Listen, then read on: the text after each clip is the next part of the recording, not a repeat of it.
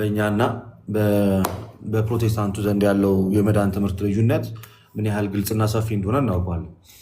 በጣም በሚገርም ሁኔታ በእኛና በፕሮቴስታንቱ መሀል የመዳን ትምህርት ልዩነት አለ። በፕሮቴስታንቱ እርስ በርሱ ደግሞ የሰፊ የመዳን ትምህርት ልዩነት አለ።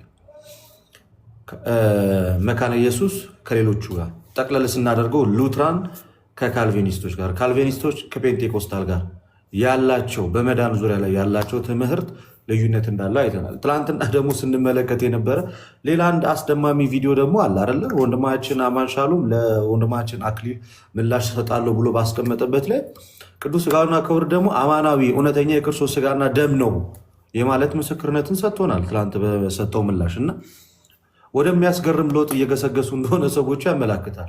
ከዛሬ 1 ዓመት 2 ዓመት በፊት ስንከራከር እኮ ምሳሌ ነው ይሄ ቂጣ እንዴት ያድናል፣ ይሄ ወይን እንዴት ምናምን እያሉ በማቃለል የሚናገሩ የነበሩ ሰዎች በቤተክርስቲያን አባቶች ያለውን ትምህርትና ኢቭን የራሳቸውን ትምህርት እንኳን ወደኋላ እየሄዱ ወደ ቀደሙት ወደ መጀመሪያዎቹ የፕሮቴስታንት ሀዳሲያን ወደነ ማርቲን ሉተር ወደነ ጆን ካልቪን ወደ እነሱ እየተጠጉ በመጡ ሰዓት ላይ እና ኮንፌሽኖቻቸውን ሲመለከቱት በቅዱስ ቁርባን ላይ ያለው እምነት ምን አይነት እንደሆነ አይተውታል። እና አሁን የሚታየኝ ነገር ምንድን ነው? አሁን የሚታየኝ ነገር ጴንጤቆስጣል የተባለው ወይም ደግሞ ጴንጤኮስቴዎቹ አሁን ላይ እነዚህ በጣም ልሳን ላይ ፎከስ አድርገው ያሉት እጅግ በጣም በጣም በጣም በጣም ብዙ አይነት የሆነ ካሪዝማቲክ የሆነ እንቅስቃሴ የሚያደርጉት እነዚያ አካላቶች ናቸው። አሁን ቅዱስ ቁርባን ላይ ያላቸው የተዛባ አመለካከት ያላቸው እዚህ ቲክቶክ ላይ ለሁለት ተከፍለው አይታችኋቸዋል አይደለ? የጴንጤኮስቴው ጀማ ብዙ ጊዜ ገድላትን ድርሳናትን ምናምን በተመለከተ ብቻ ነው የሚያወራው። መጽሐፍ ቅዱስና መጽሐፍ ቅዱስ ታሪክንና የቤተክርስቲያን አባቶችን ትምህርት ከነጭራሹ አይነካም፣ ሊነካም አይችልም። የቤተክርስቲያን የአባቶችን ትምህርት ገድል ነው የሚመስለው የአንዳንዶቹ ጀማ ማለት ነው።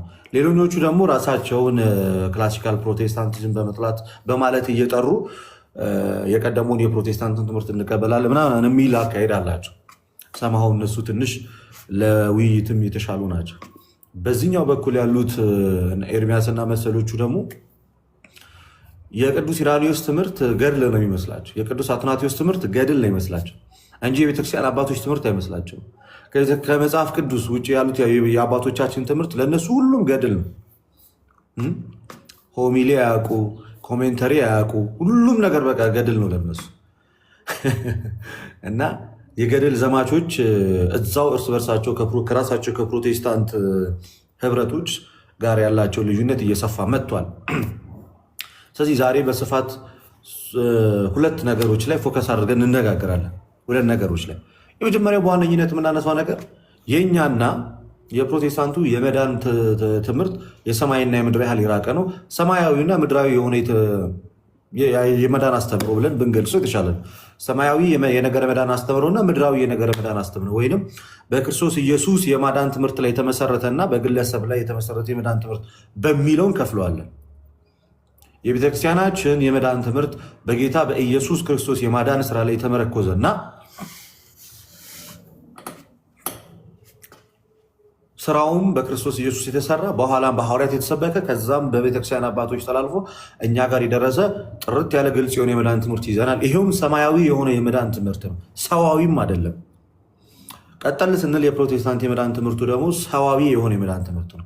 ማለት አብዛኛው የመዳን ትምህርት ከራሱ ከመጽሐፍ ቅዱስ ቃል ጋር የተጋጨ እንዲሁም ደግሞ ከቤተክርስቲያን አባቶች ትምህርት ጋር የተጋጨ ስለሆነ የሰው ሀሳብ ከእግዚአብሔር ጋር የተጋጨበት የመዳን ትምህርት እንደሆነ ግልጽ ነው።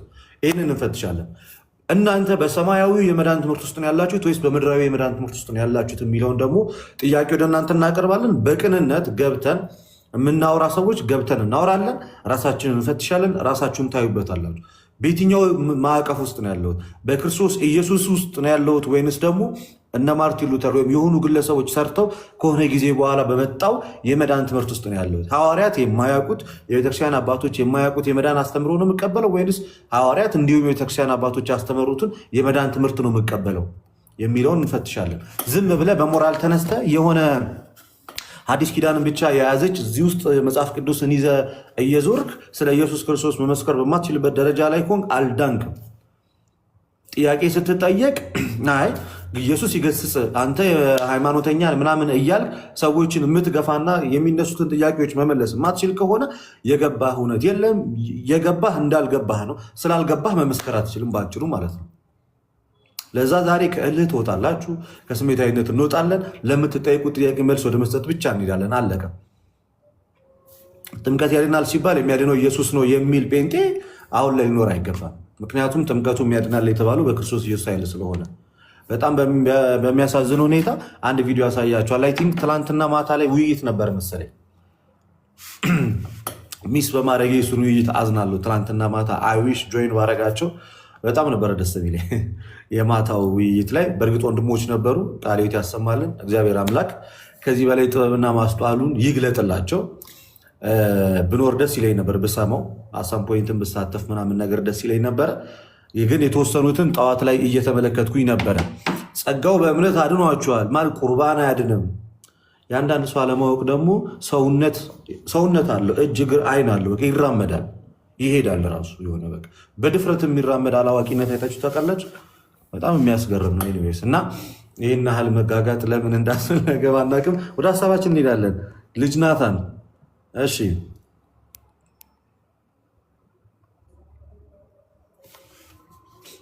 ልጅ ናታን መጽሐፍ ቅዱስ የማደሉን እንቅስቃሴ ደግሞ ተኮር አቤት ናት ወይ እንዴት ናችሁ? እንዴት አዳራችሁ? ሁላችሁም ሰላም ብያለሁ። እግዚአብሔር የተመሰገነ ይሁን አለን። እግዚአብሔር የተመሰገነ ይሁን። እንዴት ናችሁ ታዲያ? ደህና ናችሁ ወይ? ይኸውላችሁ የቅድሟ ልጅ ስልክ ተደውሎባት ነው የወጣችው። እንድትገባ ፈልጌ ነበረ። ኤኒዌይስ እያወራው በመሄድ ሰዓት ላይ ሰዎች መግባታቸው ስለማይቀር እየተነጋገርን እንሄዳለን። መዳን የሚለው ሀሳብ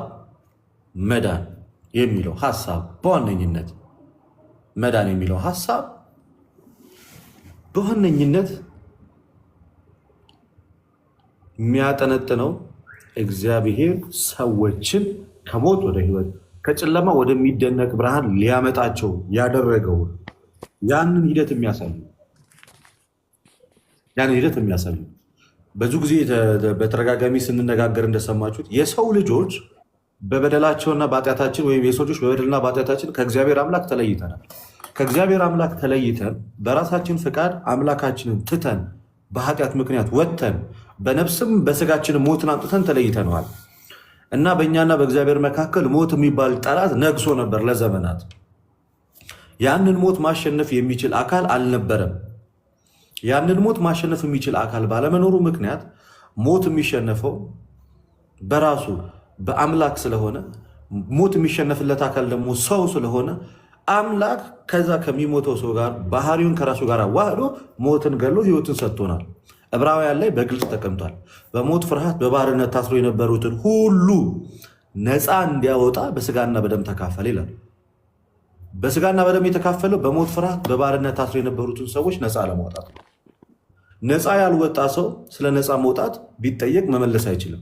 ስለዚህ ፕሮቴስታንቶች ነፃ ወጥታችኋል ወይ ነው የዛሬው ጥያቄው። ሞር የእናንተ የመዳን ትምህርት ነፃ የሚያወጣ የመዳን ትምህርት ሳይሆን ጭራሽ ተብትቦ የሚያስር የመዳን ትምህርት ነው ባጭሩ። በቃ ነፃ ያልወጣ ህዝብ ነፃ ከወጣ ህዝብ ጋር ሲከራከር ነው የምናየው ዛሬ። እሺ ኪያ ሰላም፣ ከየት ቤተ እምነት ነሽ? ማንሽ? ማን ነበር? እግዚአብሔር ይመስገን ሰላም ነው። እግዚአብሔር ይመስገን። ከየት ቤተ እምነት ነሽ? እኔ ገና እንደዚህ አይነት ነገር አልጀመርኩም። ስልክ በቃ ማለት ቤተክርስቲያን መሄድ ነው እንጂ ትምህርት ነው እንደዚህ አልጀመርኩም። ኦርቶዶክስ ነሽ? አዎ ነኝ። ቤተክርስቲያን ትሄጃለሽ? አዎ እሄዳለሁ። ትምህርት የተማርሽ ነው? ተማሪ አይደለሁም፣ ሰራተኛ ነኝ።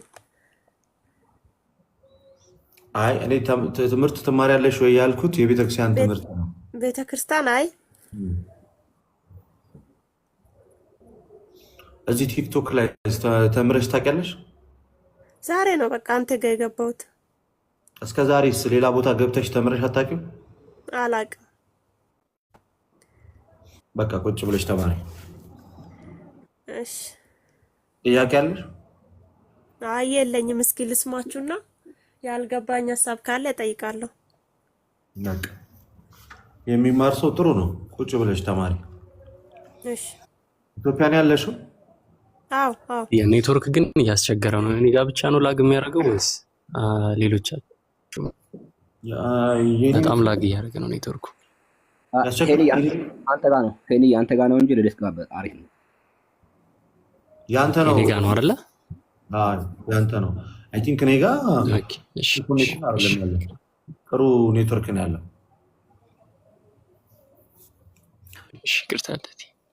አይ ችግር የለም። አሁን እና ሀሳቤን ሰምታችኋል አይደል? ፕሮቴስታንት ወንድም እህቶቻችን ሀሳቤን ሰምታችሁታል። አሁን እዚህ ሩም ውስጥ ያላችሁ ሰዎች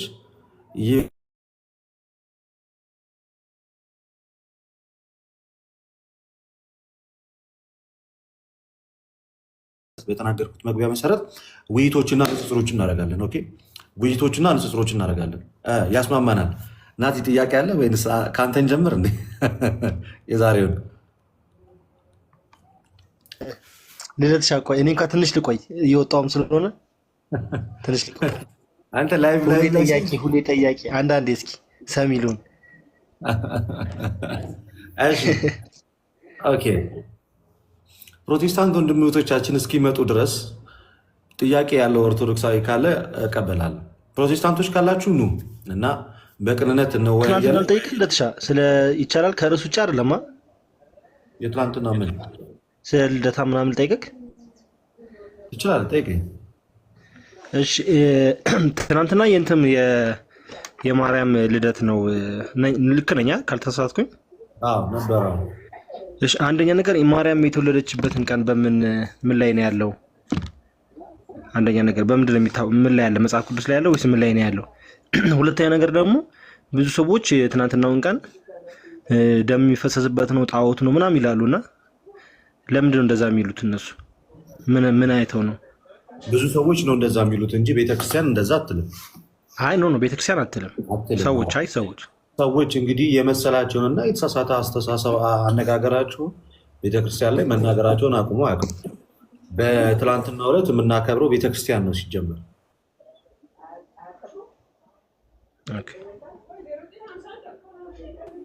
ያን ልደታ በቤታችን እንመለሳለን። ወደ ቤታችን ስንመለስ ደግሞ ማታ ሁሉም ሰው ተሰብስቦ በየቤቱ ፍጹም ክርስቲያናዊ በሆነ መንገድ ያከብር ዘንድ ይታዘዛል። ከዛ ውጭ የሚያከብር ሰው ካለ ተሳስቷል።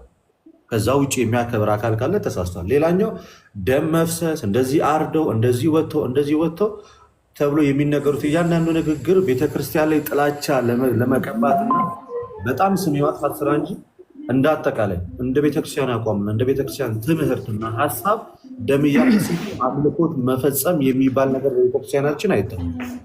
እንደዚያ የሚያደርጉ ግለሰቦች ቢኖሩ እነዛ ሰዎች ቤተክርስቲያን በሰጠቻቸው መንገድ እየተመሩ ነው ወይንስ በራሳቸው ድክመት እየወደቁ ነው?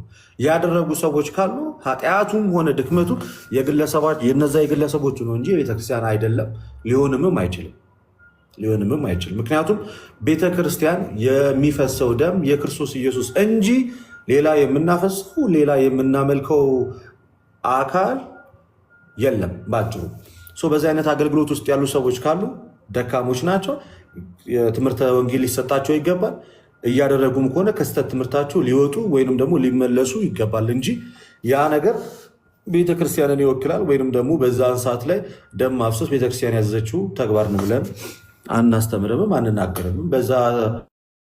በዛ ልምምድ ውስጥ ያሉ ሰዎች ከዛ ልምምዳቸው እንዲወጡ ግን የማንኛውም ኦርቶዶክሳዊ ግዴታ ነው ማለት ነው። ሌላኛው ልደቷ ይታወቃሉ። የክርስቶስ ኢየሱስስ ልደት ቃል በቃል ተጽፏል? ቀኑ እኮ አይታወቅም። ቆጥረን ነው የምንደርስበት እንጂ ሎጂካል በሆነ መንገድ ቆጥረን በትውፊት ነው እንጂ የምንደርስበት። ናታን ክርስቶስ መች እንደተወለደ መች እንደተሰቀለ መጽሐፍ ቅዱስ ላይ ተጽፎ ያውቃል? ተጽፏል? እዛ አይቻልም። ግን ታከብራለህ። የገናን ስቅለት ታከብራለህ ምናምን ቀኑን አውቀው አይደለም መጽሐፍ ቅዱስ ላይም የለም። በምን አውቀህ ነው የምታከብረው ታዲያ?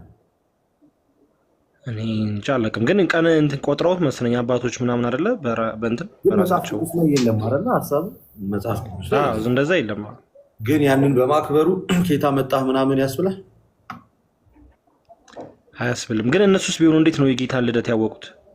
አንተስ እንዴት ነው በዛው ያወቅኸው? ለእኛ መልስ አለ። እኔማ በዚህ ቀን ነው ሲሉኝ በቃ አከብራለሁ። እኔማ ግን ሙሉ ፕሮቴስታንት በጣም በተመሳሳይ ቀን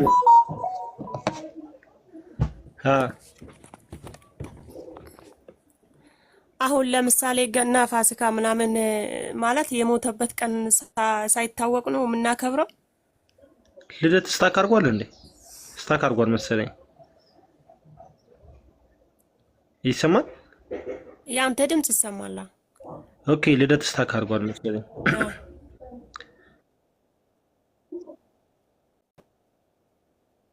አይ ይመጣል። እንትን አድርጎ ታብታብ አድርጎ ልደት ስታክ አድርጎ ልደት መጥቷል። ተመልሷል። ልደት ተመልሷል። ልደት አብዛኛው ፕሮቴስታንት የገናንም ሆነ የክርስቶስ ስቅለትን እንዲሁም ደግሞ ይቅርታ የትንሣኤን በዓል በሚያከብርበት ሰዓት ላይ ቀኑን ከመጽሐፍ ቅዱስ አግኝቶት አይደለም ማለት እና ሳይገኝ ነው ማለት ሳናቅ ነው የምናከብረው። አራዳንቻንቺ ማርያም የገባሽ ነው። በመሀል ላይ ስርዓት የሚባል ነገር አለ። ጸጥ ተብሎ አይወራም። ጥያቄ ያለኝ ተብሎ ነው እንጂ ብርግድ አድርገሽ ትኝ ብለሽ ይሄ ስርዓት አይደለም። ኦኬ፣ መንፈሳዊ ንግግር የምንናገርበት ነው። ቀስ ተብሎ ነው የሚጠየቀው እና ሰውን ማስጨረስ ደግሞ ልመጅ ያለዛ ከታች ቁጭ ብለሽ ትማሪያለሽ። ችግር የለውም። ዞንጌ ሚዩት አድርግ።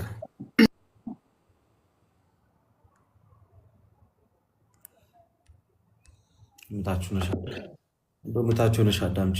ዘወንጌል እንዴት ነህ? ሰላም ነው? እግዚአብሔር ይመስገን። ሁሉ ሰላም፣ ሁሉ ሰላም። እግዚአብሔር የተመሰገነ ይሁን አለው። በስንት ጊዜያችን ተገናኘን? አዎ በጣም በጣም በጣም ከረጅም ጊዜ በኋላ የተገናኘ ነው። እንዴት ነህ? ትናንት እንዴት ነበር በዓል? ቆንጆ ነበረ። ቆንጆ ነበረ። ቆንጆ ነበረ። እግዚአብሔር ይመስገን። ቆንጆ ነበረ። ኦኬ። አሁን ቅድም ስታነሳ አንድ ነገር ትዝ አለኝ። የጀመርኩትን ልጨርስ አንድ ጊዜ ልጨርስ። ስለዚህ የእመቤታችንን የድንግል ማርያምን የልደቷን ቀን በምን አወቃችሁት? በትውፊት እያንዳንዱ ነገር መጽሐፍ ቅዱስ ላይ አልተጻፈም አይደለም። የድንግል ማርያም የነ ቅዱስ ጳውሎስም የነ ቅዱስ ጴጥሮስም የትኛውም ሰው ልደት በዚህ ቀን ነው ተብሎ አልተጻፈም። የጌታችንንም ጨምሮ ማለት ነው። በዚህ ቀን ነው የተወለደው ተብሎ ቀኑ ወሩ አልተጻፈም። ታሪክ የታምጥተን ነው የምናከብረው በትውፊት የእመቤታችንንስ የታሪክ ማስረጃዎችን በማቅረብ ታሪካዊ ማስረጃዎች አሉ። ለምሳሌ ፕሮቶ ኢቫንጀሊ ኦፍ ጄምስ የሚባለው መጽሐፍ ላይ ስለ ሐና፣ ስለ ኢያቄም፣ ስለ ድንግል ማርያም መወለድ ይናገራል።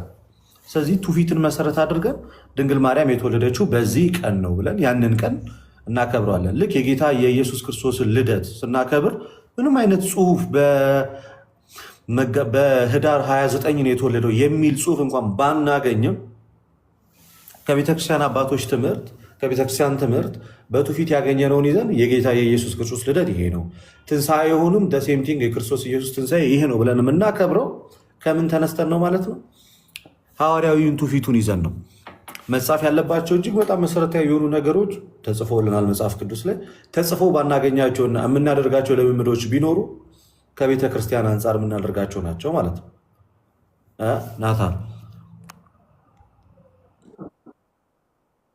ከቤተ ክርስቲያን አንጻር የምናደርጋቸው ናቸው ከአባቶች። ቴንኪው በጣም እሺ ናቲ።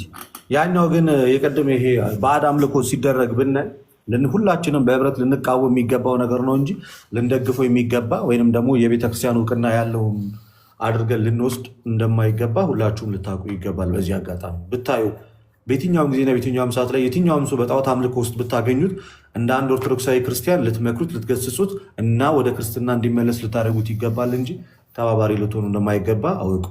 እና እንደዚህ አይነት ነገር ባገኛችሁ ቁጥር ዘላችሁ የቤተክርስቲያንን ስም ለማጥፋት የምትሯሯጡ ደፋር አላዋቂዎች ደግሞ ራሳችሁን ብትገዙና ብትመለከቱ የተሻለ ነው። የኢየሱስ ቤተክርስቲያን ጣዖትን የምትቃወም ናት እንጂ ጣዖትን የምታበረታታ እንዳልሆነች ግልጽ ነው። እያንዳንዱ የየግለሰብ የስተት ጥርቅም የቤተክርስቲያን ስርዓት እንዳልሆነ ልናውቅ ይገባል ማለት ነው። እሺ ዘወንጌል እንዴት ነው? አለው አሁን መጨረሻ ላይ የሰጠው አስተያየት በጣም ደስ የሚል ነው። እውነት ነው። በቃ ማለት ምዕመናን ባለመረዳት የተነሳ የተለያየ ነገር ሊያደርጉ ይችላሉ። ይህ አስተምሮቱ የቤተክርስቲያን ነው አይደለም የሚለውን ነገር ነው መለየት ያለበት። ካልሆነ ያንን ሰው ምንድን ነው መክሮ አስተምሮ መመለስ ነው እንጂ የቤተክርስቲያኒቷ ትምህርት ተደርጎ መቆጠር የለበትም። በጣም የሚያስማማኝ ነው።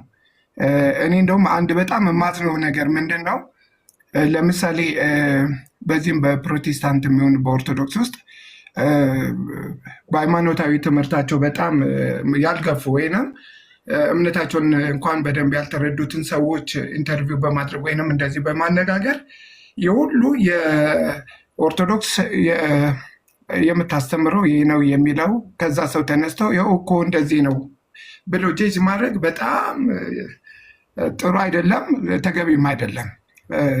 የተጻፈ ነገር አለ፣ ያንን አንብቦ ያንን ግን ክሪቲሳይዝ ማድረግ ተገቢ ነው። በቃ አሳማኝ ነገር እስካለ ድረስ በዚህ ይሄ ልክ አይደለም ማለት ይቻላል። ግን አንድ ሰው ስለ እምነቱ በደንብ እውቀት የሌለው ሰው ቲክቶክ ላይ ገብቶ በተናገረው ኦርቶዶክስ እኮ እንደዚህ ናት ወይም ፕሮቴስታንት እኮ እንደዚህ ነው ማለት ብዙ ጊዜ ስለምሰማ ነው። እና ትንሽ እሱ ተገቢ አይደለም እንደተባለው። እኔ ግን አሁን አንድ ጥያቄ የምጠይቀ ማለት ነው፣ ለምሳሌ በመጽሐፍ ቅዱስ ላይ ስለ ትንሣኤ ማለትም ክርስቶስ ስለመነሳቱ ስለ ትንሣኤ ግን እንዲከበር ማለት ነው ይህንን በብላችሁ ጊዜ ትንሣኤውን ትናገራላችሁ፣ ትመሰክራላችሁ የሚለው አለ። በልደቱ ግን እንደዚህ ነው ተብሎ የተገለጸ የለም። እንድናከብረው ማለትም መጥፎ ነው እያልኩ አይደለም፣ የምናመሰግነው እግዚአብሔርን ነው። ግን እንደዚህ ተጽፎ ልደቱን እንድታከብሩ ተብሎ ከሐዋርያትም የተገለጸ ነገር ስለሌለ በዚህ እንደው የምትነግረኝ ነገር ካለ። ደበረህ የክርስቶስ ልደት ለማክበር? አይ እንደዛ አይደለም። ወደ ሌላ አማርኛ ሳትወስደው እንደዚህ የለም። እሱማ ተገቢ እኮ ነው፣ የምናመሰግነው እግዚአብሔርን አይደለ እንዴ? እንደውም እኮ በዛ ቀን የሚገርም ነገር ከዲያብሎስ በቀር የከፋ የለም፣ ዓለም ሁሉ የተደሰተበት ነው ብለን ነው የምናምነው አይደለ? እኔ እያልኩ ያለሁት ግን በመጽሐፍ እንደዚህ ነገር የለም። ለምሳሌ ስለ ክርስቶስ መነሳቱ ግን ይህን በበላችሁ ጊዜ ትንሣኤውን ትናገራላችሁ የሚል ጽሑፍ አለ ነው። ሀሳብህን ግልጽ አድርግልኝ። ስለ ክርስቶስ ትንሣኤ አክብሩ ተብሎ ተጽፏል እያልክን ያለው? ትመሰክራላችሁ ነው። ያንን መነሳቱን ትመሰክራላችሁ ነው የሚለው። ስለ ልደቱ ግን የተገለጸ ነገር አላየውምና ይሄ በትውፊት በአባቶች አዎ አለ። ስለ ልደቱ የተነገረ ነገር የለም። ስለ ክርስቶስ ልደት መጽሐፍ ቅዱስ ነው። ስለ ክርስቶስ መወለዱንማ እንዴት ይነገራል? ሉቃስ 1 ታዲያ ምንድን ነው እሱ አይደለ? ታዲያ ምን እያልከን ነው? ይቅርታና ዘወንጌል እኔ እያልኩ ያለሁት በማክበር ደረጃ ነው እኮ። በማክበር ደረጃ የክርስቶስን ትንሣኤ አክብሩ ተብሎ ተነግሯል ወይ? አዎ፣ ይህንን በበላችሁ ጊዜማ እሱን ትመሰክራላችሁ። ሁሌም ነው የምንመሰክረው። ትመሰክራላችሁ የተባለው ትንሣኤውን ነው ወይንስ የክርስቶስ ቅዱስ ሥጋውና ክቡር ደሙ ነው? እሱ አይደለ? ይቅርታ አንዴ ትንሽ ሰዓት ተረጋጋ። መጀመሪያ እስኪ ተረጋጋ፣ ትንሽ ተረጋጋ ወንድሜ፣ ትንሽ ተረጋጋና አስበበት ምናምን ትጠይቃለህ። እሺ ማኪያ እንዴት ነሽ? ሰላም ማለት ዩዘር ኔምሽ እናንተ ሰዎች። እሺ ተመለሽ። ሰላም ነው? እሺ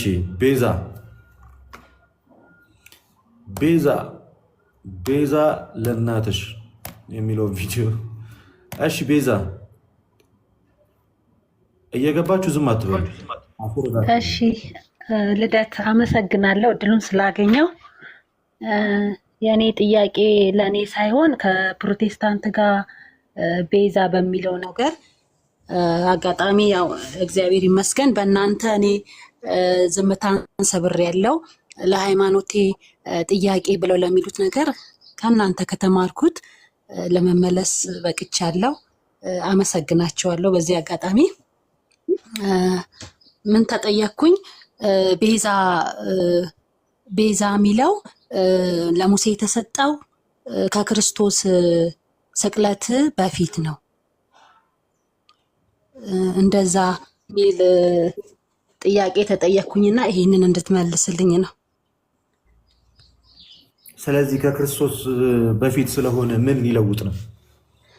ምን ለማለት ፈልገህ ነው የጠየቁኝ? ሙሴ ቤዛ የተባለበት ምክንያት ከክርስቶስ ልደት በፊት ስለሆነ ነው እንጂ አይባልም ነበር ለማለት ነው አጠያየቃቸው።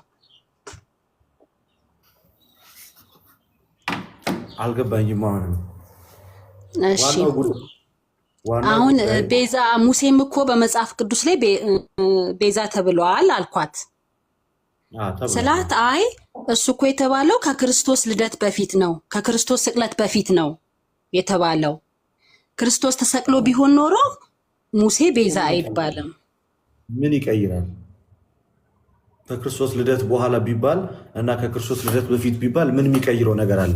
አንዳንድ ጊዜ ጥያቄ ሲጠይቋችሁ ዝም ብላችሁ ጥያቄውን ይዞ መምጣት ሳይሆን ምን ይቀይራል፣ ምን ይለውጣል? መጽሐፍ ቅዱስ ብሉይ ኪዳን ላይ የተነገረ ከክርስቶስ በፊት የመጣ ንግግር ከክርስቶስ ከመጣ በኋላ ይቀየራል፣ ይለወጣል፣ ወይ አገልግሎቱን ያቆማል፣ ወይ እሱ ከመሆኑ በፊት ስለሆነ ይሄኛ አይሆንም ያስብላል? ምን የሚቀይረው ነገር ይኖራል? ምንም የሚቀይረው ነገር የለም። ምንም የሚቀይረው ነገር የለም። ገና ከስር መሰረቱ የኢየሱስ ቤዛነትና የሙሴ ቤዛነት ምን ያገናኘዋል? እኛ እኮ ሀሳባችን ሰዎችም መጽሐፍ ቅዱስ ላይ ቤዛ ተብለዋል ነው እንጂ እኮ የኢየሱስ ቤዛነት በኋላ ማንም ሰው ቤዛ አልተባለም የሚል አይደለም ርዕሳችንም ሆነ ጥያቄያችን። መጽሐፍ ቅዱስ ላይ ቤዛ የሚለው ለኢየሱስ ክርስቶስ ብቻ አይደለም የተሰጠው። ለኢየሱስ ክርስቶስ ብቻ የሚያደርገው ጉዳይ ደሙን አፍሶ ቤዛ የሆነው ኢየሱስ ብቻ ነው ለማለት ነው። ከኢየሱስ በፊትም እኮ እንደ ኢየሱስ ቤዛ የተባለ እኮ የለም። ክርስቶስም ከመምጣቱ በፊት እንደ ኢየሱስ ቤዛ የተባለ አለን? የለም። እና ምን ለወጠ? ምንም። ከክርስቶስ ኢየሱስ ሞትና ትንሣኤ በኋላ ቤዛ የተባሉ ሰዎች ቢኖሩ ምን ይለውጣሉ? ምንም። የክርስቶስን የሚነካው ሆነ የክርስቶስን የሚደራደረው የለም። ጉዳያችን ከፕሮቴስታንቱ ጋር ቤዛ የሚለው ሀሳብ መጽሐፍ ቅዱስ ላይ ለተለያየ አይነት ነገር መጽሐፍ ቅዱስ ሲጠቀመው ተመልክተናል። በርካታ ቦታዎች ላይ አሉ። ሙሴ ብቻ አይደለም፣ ገንዘብም ቤዛ ተብሏል። ስለዚህ ቃሉን እንደያገባቡ እንጠቀመዋለን ለማለት ብለን ነው እንጂ ቤዛ የሚለውን ቃል ያመጣ ነው ከኢየሱስ ሞት በኋላ ሆነ ከኢየሱስ ክርስቶስ መምጣት በፊት ሆነ የሚቀይረው ምንም ነገር የለም። ምክንያቱም የኢየሱስ ቤዛ ከሌላ ቤዛ ከተባሉት አካላት ጋር ወይንም ነገሮች ጋር ምንም አይነት ግንኙነት ስለሌለው የኢየሱስ ቤዛነት እንደምታውቁት በሞት የተደረገ ቤዛነት፣ በደም ማፍሰስ የተደረገ ቤዛነት ነው። ሙሴ ቤዛ ቢባል ከኢየሱስ አንጻር አይደለም። ገንዘብ ቤዛ ቢባል እንደ ኢየሱስ አይደለም። ሌላም ለነፍሱ ሰው ምን አይነት ቤዛ ይሰጣል ተብሎ ቢጻፍ ቤዛ ተብሎ የገቡት እያንዳንዳቸው ነገሮች ከክርስቶስ ጋር ምንም የሚያነካካቸው የሚያገናኛቸው ጉዳይ የለም። ከሌለ ከሱ መምጣትም በኋላ ሆነ ከሱ አለመምጣትም ጋር ይህ ቃል ምንም የሚያገናኙ ነገር የለም። አገኘሽ? አዎ ተረድቻለሁ። በቃ በገባኝ ልክ አስረዳለሁ። አመሰግናለሁ። እንደዛ አይገናኝም። እሺ፣ እንደዛ ነገር ያቸው። አመሰግናለሁ። አንቺ ራሱ ጭራሽ ቤዛ ነው ስምሽ። እሺ፣ ግን በጣም ወድሃለሁ፣ በጣም አከብርካለሁ። እሺ፣ በጣም በእውነት በጣም አከብርሃለሁ፣ በጣም ወድሃለሁ። አንተን ብቻ ሳይሆን ሁላችሁንም፣ ልደትን፣ ተሙን፣ ሁላችሁም። ግን የሆነ ጊዜ ዮኒ ቤት ገብተክ እንትን በምትል ሰዓት በጣም ተበሳጨው። በጣም ምክንያቱም በቃ የኛ ክብር ናችሁ እናንተ። በእውነት ቢያንስ እኔ እንጃ ቃላት ያጥረኛል። እሺ አሜን። እሺ ደጋግሜ ተናግሬያለሁ በዛ ጉዳይ። ሁሉንም ሰው ማስደሰት አልችልም። ማድረግ ያለብኝ ነው ማደርገው እና አሁን ወደ ሀሳባችን እንሄዳለን። እሺ ሰላም አለሽ? አዎ አለው። ልደት እንዴት ነሽ? ደህና ነኝ ያለው። እንዴት ነህ? ይሄ ጥሩ አጋጣሚ ይመስለኛል። ማውራት የምትችይበት ቦታ ከሆንሽ እስኪ አንዳንድ ጉዳዮችን እዚሁ እያነሳን እሺ እንቀጥላለን። እሺ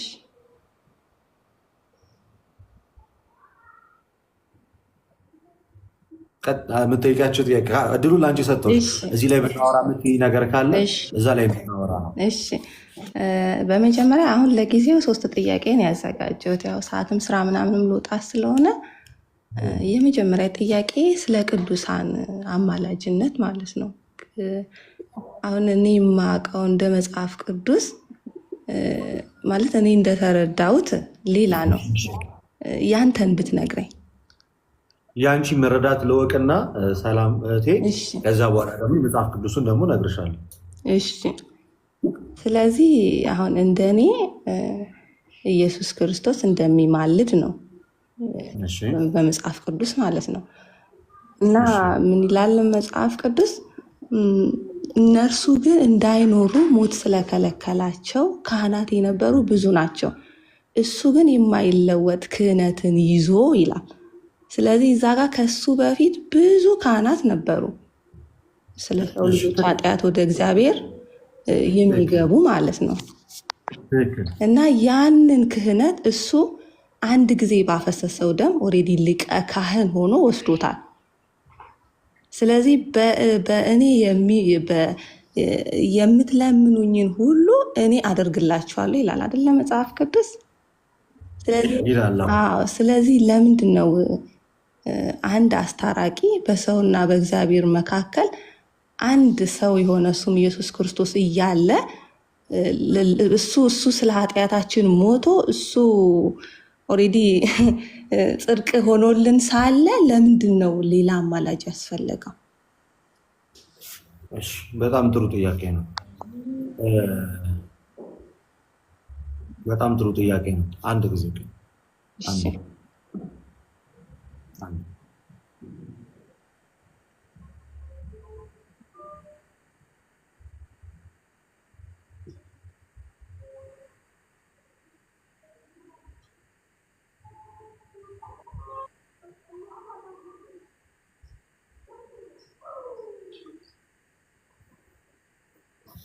መጽሐፍ ቅዱስ ሲናገር የክርስቶስን የማስታረቅ ስራና የቅዱሳንን ምልጃ በጣም ለይቶ ነው የሚያስቀምጠው።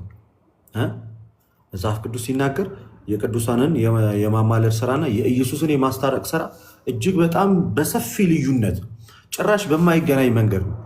የክርስቶስ የማስታረቅ ሱሪያ ምልጃ አይደለም፣ የቅዱሳን የማማለድ ስራ የክርስቶስ የማስታረቅ ስራ አይደለም። ሁለቱን በጣም በጣም በጣም በጣም በሚገባ ለይቷቸውን የሚያስቀምጠው ልዩነታቸውን ያሳይሻል።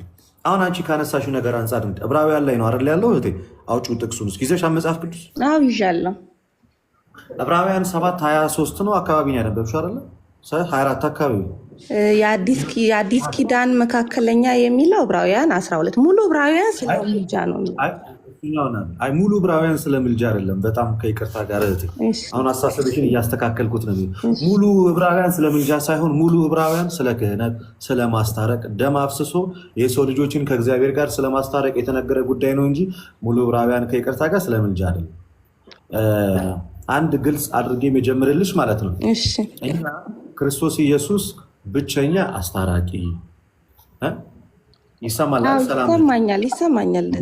ብቸኛ አስታራቂ በሰውና በእግዚአብሔር መካከል ያለ ብቸኛ መካከለኛ ፍጹም ሰው ፍጹም አምላክ ሆኖ ሰዎችን ከእግዚአብሔር ጋር ያስታረቀ ብቸኛው አስታራቂና ብቸኛው መካከለኛ ማን ነው? ኢየሱስ ክርስቶስ። ይሄ በቤተክርስቲያናችን ውስጥ ያለ ጽኑ እምነታችን ነው። ኦኬ ጽኑ እምነታችን ነው። ይህንን ምንጊዜ የምንመሰክረው ቅዱሳን ያማልዳሉ ስንል ማለት ነው።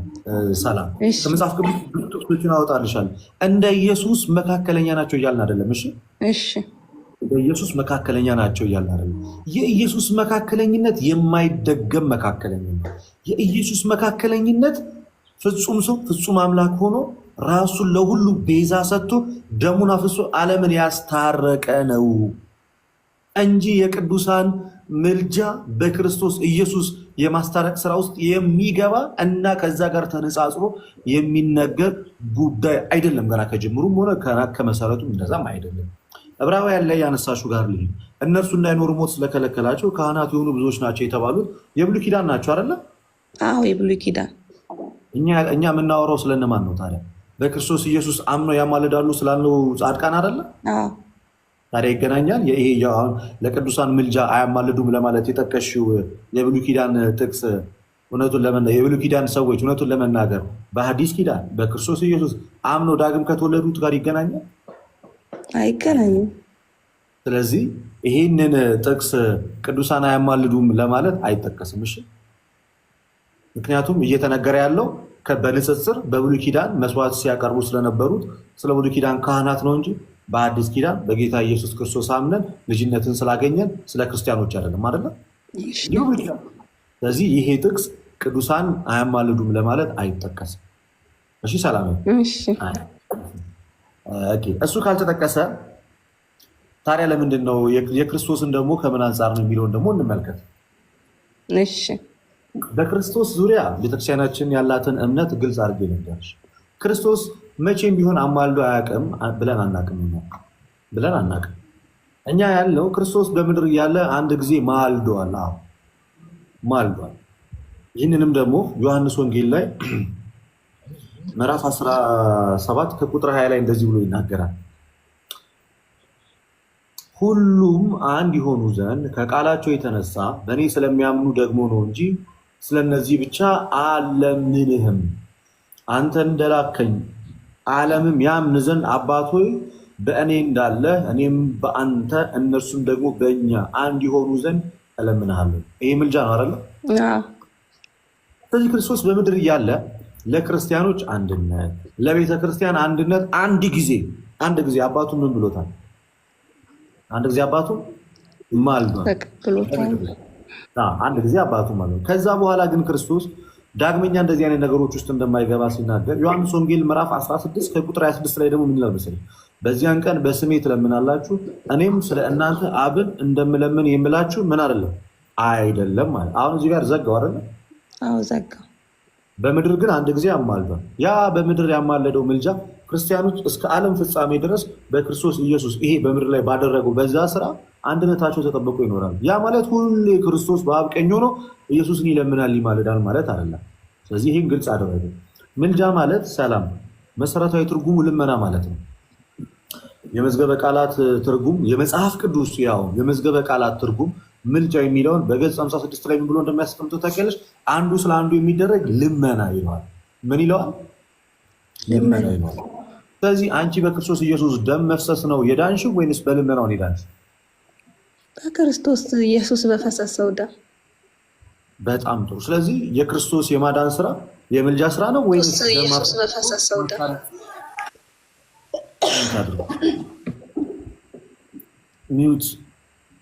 ሚዩት አድርጉ ፕሊስ፣ የገባችሁ ሰዎች። እሺ።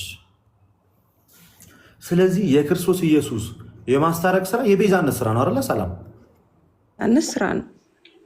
ለዛ ነው እኮ በዕብራውያን መልእክቱ ምዕራፍ 9 ከቁጥር 20 ጀምሮ ደም ሳይፈስ ምን የለም ይላል፣ ስርየት የለም ይላል።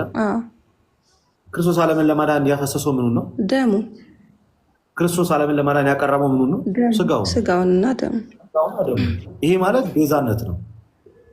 ስለዚህ የክርስቶስ ቤዛነት ከቅዱሳን ምልጃ ጋር አይገናኝም የምንለው ለዚህ ነው። ስለዚህ ክርስቶስ ኢየሱስ አንድ ጊዜ ስንት ጊዜ ነው ክርስቶስ ራሱን ያቀረበው? አንድ ጊዜ። ያ አንድ ያቀረበው የማዳን ስራና የቤዛነት ስራ ለምን ጊዜ የሚቆይ ነው? ዘውትር፣ ለዘላለም ለዘላለም የሚቆይ ከሆነ ሰዎች ኃጢአት ቢሰሩ ክርስቶስ ምንድን ነው የሚያደርጋቸው? ምንድን ነው የሚያደርግላቸው? ያስታርቃቸዋል። በምኑ በኩል? በደሙ በኩል። በቃ አለቀ።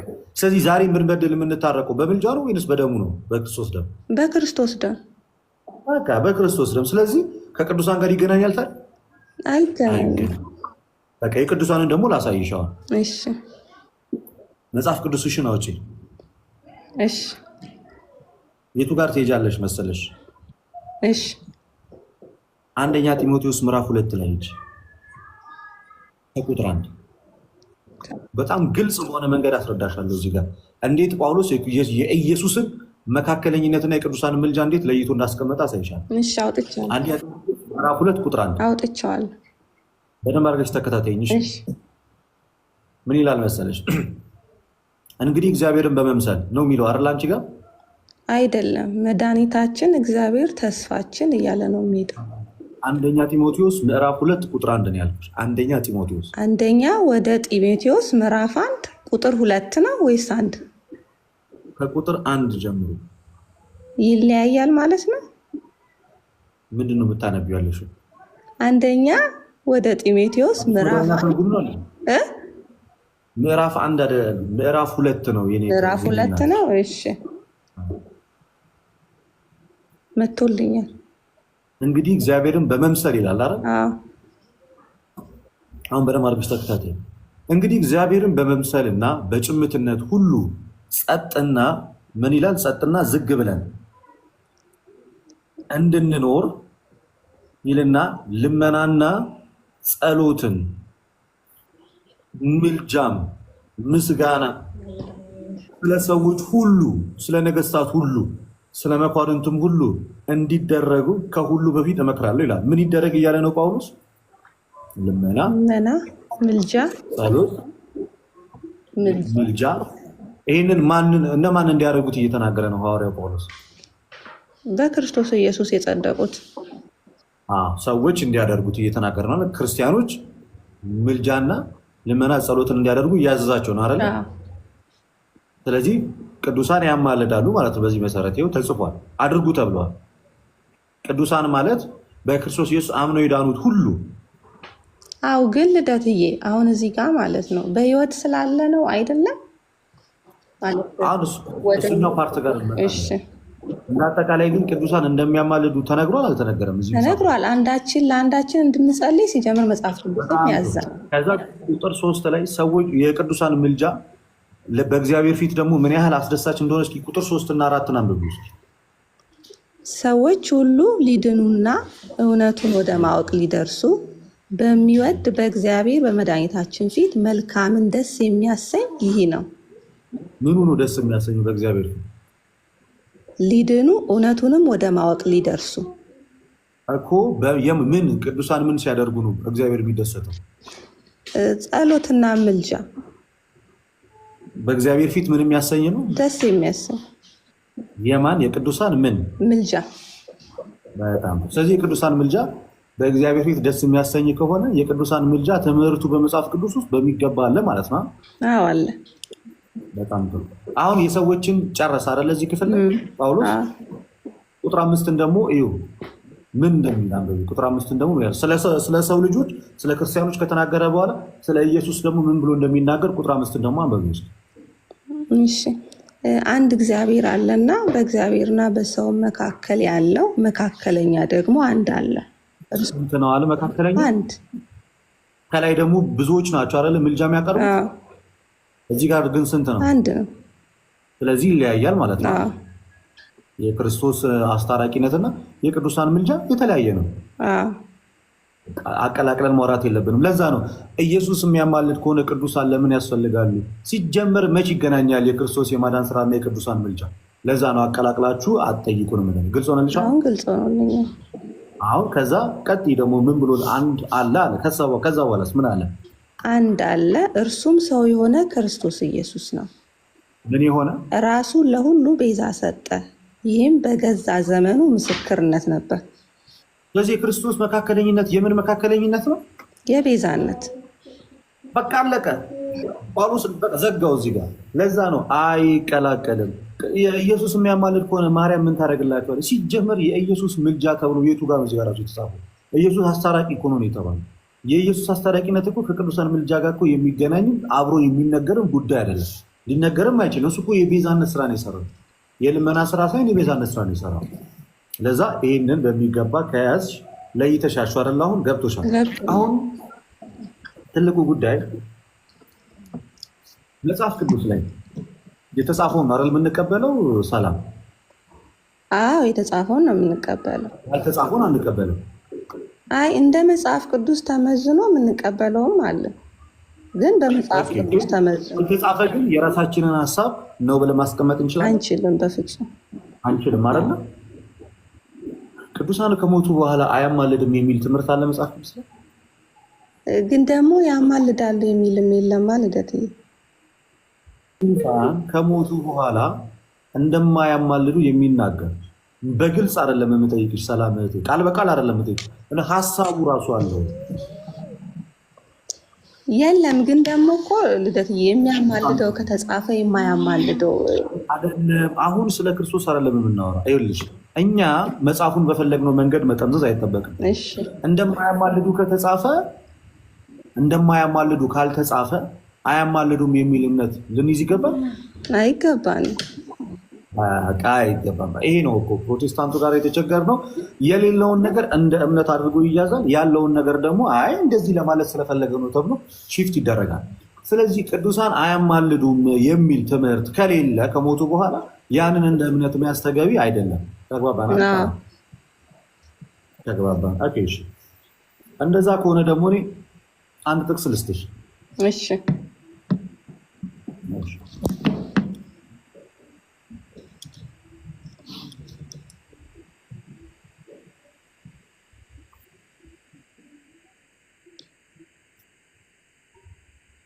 ሁለተኛ ጴጥሮስ ምዕራፍ 1 ላይ አውጭ ነው።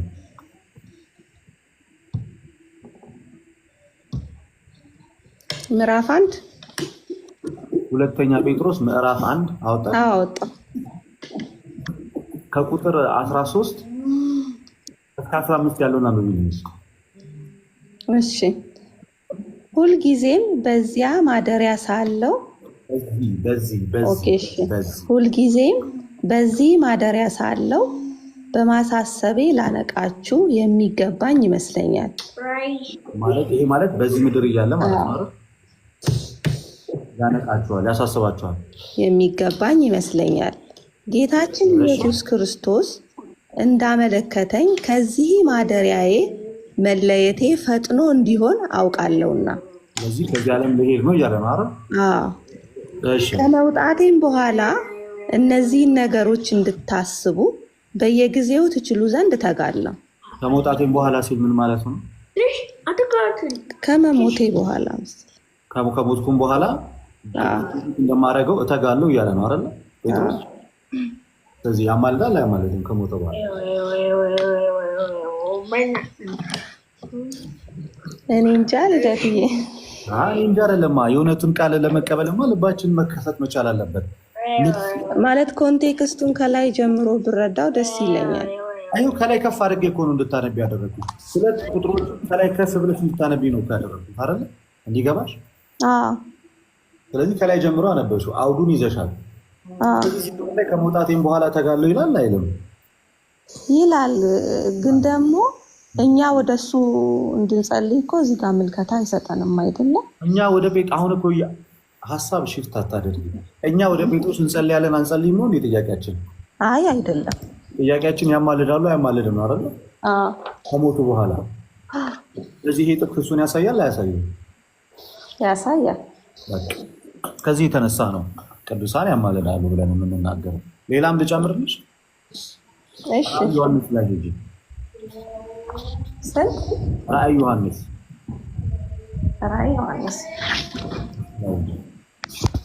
ምዕራፍ ስንት? ምዕራፍ 6። እሺ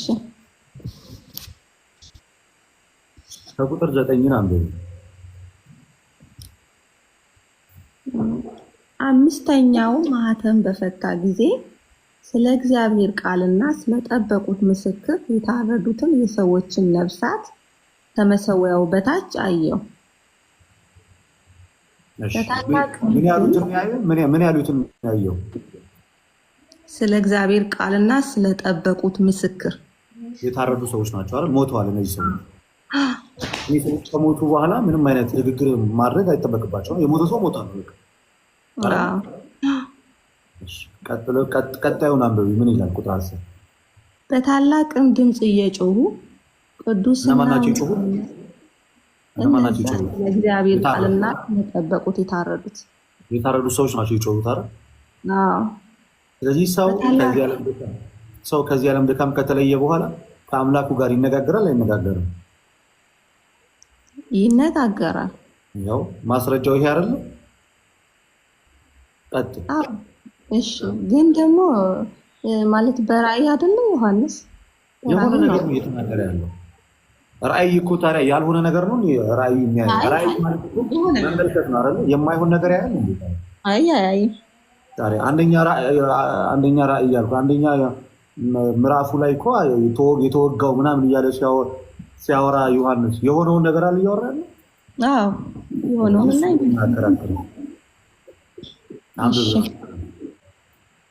በታላቅም ድምፅ እየጮሁ ቅዱስና እውነተኛ ጌታ ሆይ እስከ መቼ ድረስ አትፈርድም?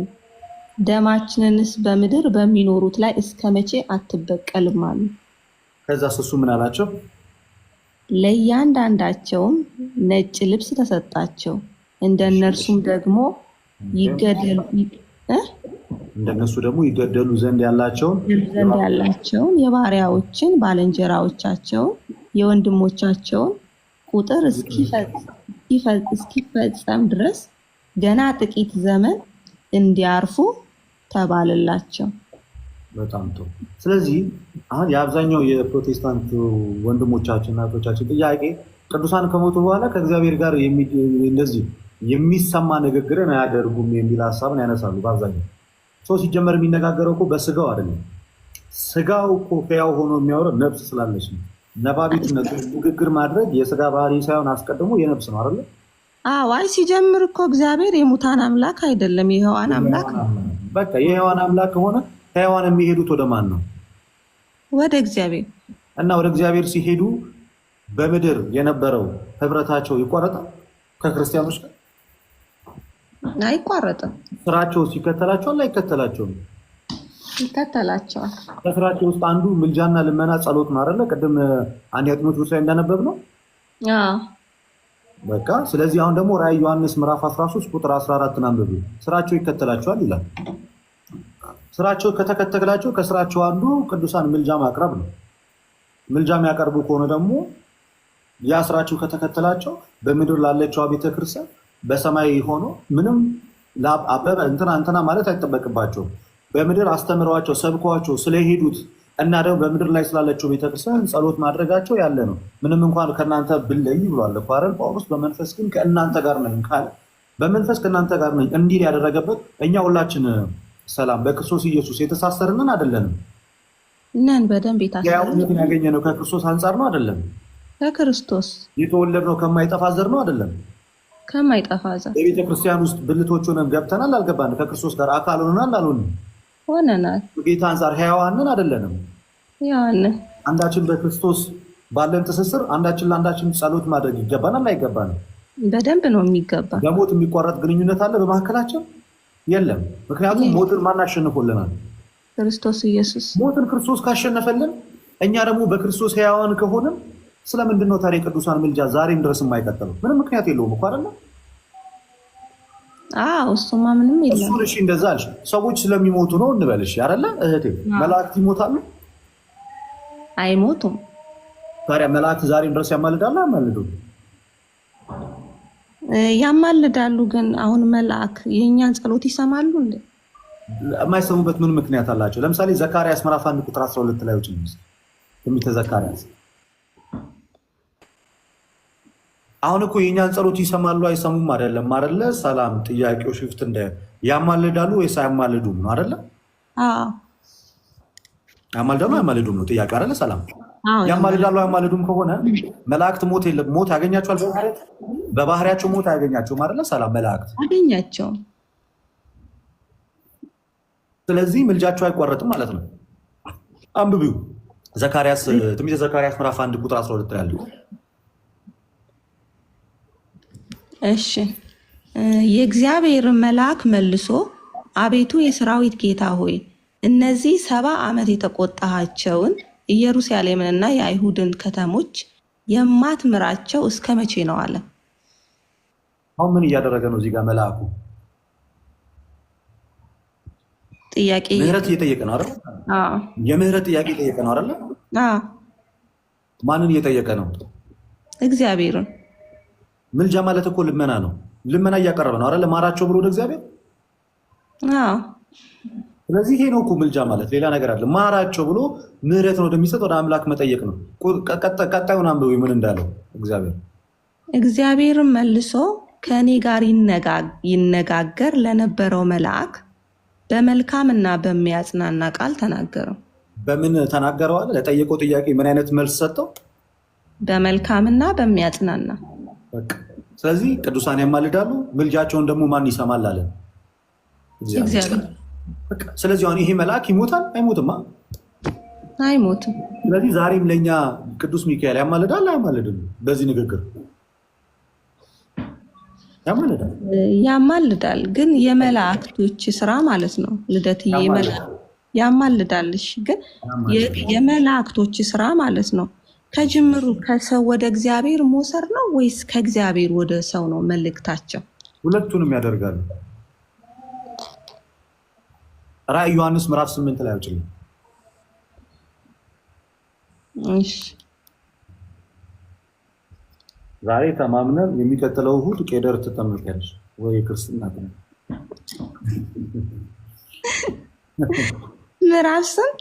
ምዕራፍ 8 ከቁጥር 4 ላይ አንብቡ። የዕጣኑም ጢስ ከቅዱሳን ጸሎት ጋር ከመልአኩ እጅ በእግዚአብሔር ፊት ወጣ። የማን ጸሎት? የዕጣኑ ከማን ጸሎት ጋር? ከቅዱሳን ጸሎት ጋር። ወደ ማን ሄደ? በእግዚአብሔር ፊት ወጣ። ማን ይዞት የወጣው? መልአክ። ስለዚህ ከሰዎች ወደ እግዚአብሔር ይዞ ይሄዳል አይሄድም? ይዞ ይሄዳል። ተመለሰ የኛውም ጥያቄዎች ማለት ነው። እንደገና ደግሞ ማቴዎስ ወንጌል ምዕራፍ 18 ቁጥር 10 ላይ አውጭልኝ።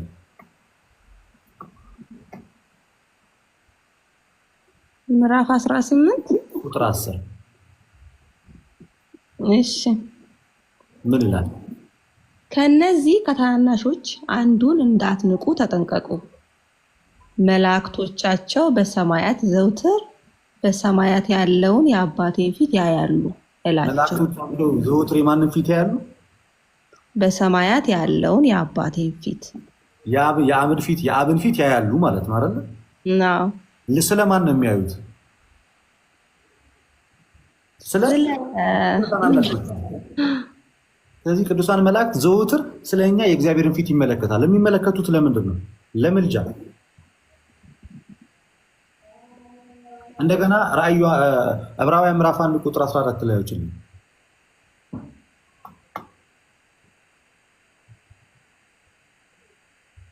ምዕራፍ 1 ቁጥር 14 ላይ ከቶ ለማን ብሏል? እሺ አይደለ? ምዕራፍ 1 ቁጥር 14 ላይ ከቶ ለማን ብሏል? ሁሉ መዳንን ይወርስ ዘንድ ስላላቸው ስለማገዝ የሚላኩ የሚያገለግሉ መናፍስት አይደሉምን? ስለዚህ እኛ መዳንን እንድንወርስ መላእክት ያግዛሉ አያግዙም? በደንብ ነው። ግን ደግሞ ከእግዚአብሔር ሲላኩ አይደል? ከእግዚአብሔር ይላካሉ፣ ከኛም ደግሞ ወደ እግዚአብሔር ይዘው ይሄዳሉ። ቅድም አሳይቼሻለሁ እሱና።